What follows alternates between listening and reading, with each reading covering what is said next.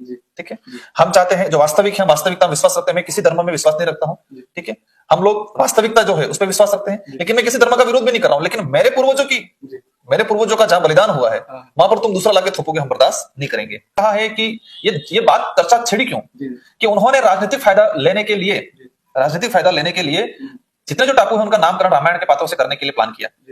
किसके लिए? राजनीतिक फायदा के लिए।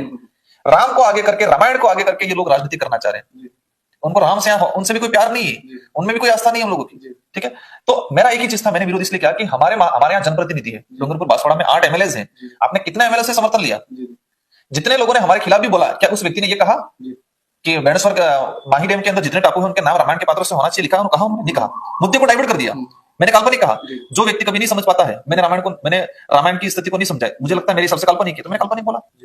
और ये आपने देखा होगा, ललित सिंह यादव यूपी का एक लेखक था जिसको उत्तरी भारत का पेरियार कहा जाता है। उसने सच्ची रामायण जो लिखी, उस रामायण को पढ़ा मैंने। उसको कोर्ट में गए थे, सरकार ने बैंड लगाया, कोर्ट ने इसको अलाउ किया, कोर्ट ने खुद ने माना इस चीज को। तो उस किताब में जो लिखा है, आप चैलेंज करना है तो उस किताब को चैलेंज करो।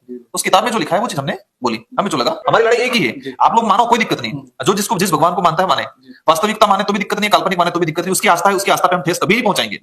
पर एक ही लड़ाई है हमारी कि हमारे यहाँ पर हमारे महापुरुष, यहाँ पर जितने जो स्वतंत्र सेनानी रहे, भले किसी भी समाज का हो, लेकिन इस क्षेत्र के स्वतंत्र सेनानियों के नाम से ही टापू का नामकरण होगा, अगर होता है तो।